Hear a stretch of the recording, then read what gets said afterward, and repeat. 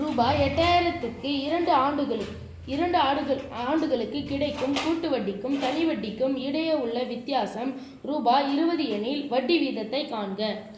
அசல் எவ்வளவு கொடுத்துட்டாங்க? 8000. சொல்லுங்க. P ரூபாய் 8000. ரூபாய் 8000. எத்தனை ஆண்டுகளுக்கு?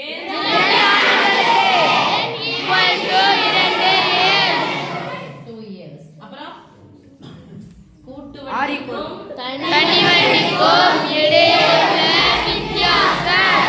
கூட்டு வட்டி சி ஐ, தனி வட்டி வித்தியாசம்னா நடுவுல மைனஸ் ஆகும் சொன்னா ரூபாய் 20. ரெண்டு அப்படிங்கிறது ரொம்ப முக்கியம். ஃபார்முலாவில் அதான் யூஸ் ஆகும். ரெண்டுக்கு மேல போனா வேற ஃபார்முலா. கூட்டு வட்டிக்கும் தனி வட்டிக்கும் உள்ள வித்தியாசத்துக்கான ஃபார்முலா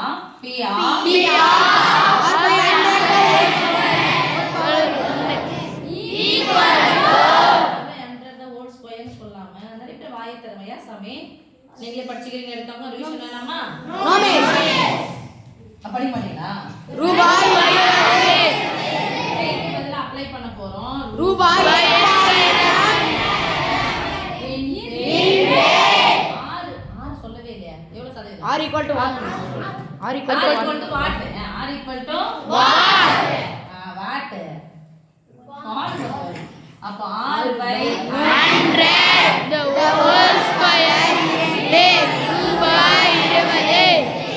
எனக்கு R by 100 R உடைய மதிப்பு தான் தேவை. தேவை. அதனால என்ன பண்றேன்?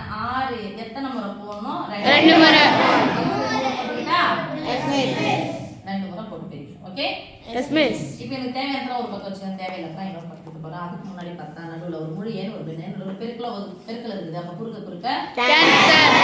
2 0 2 0 கேன்சல். 1 0 கேன்சல். இப்ப பார்க்கலாமா? எங்க சரி கேன்சல் பண்ணீங்க. I 2 10 8. இப்போ வகுத்தலா இருக்கிற இந்த பக்கம் போனா பெருக்கலாமாமா? Yes miss. ரூபாயும் கேன்சல். 20 into 5 பெருக்கலா இருக்கிற 4 சமக்குறி அந்த பக்கம் போனா வகுத்தலா மாறும். பை 4 பை 4 கூட கேன்சல் பண்ணுங்க. ஒரு நாள் 4 ஐ 4 20. ஒரு நாள் 4 ஐ 4 20.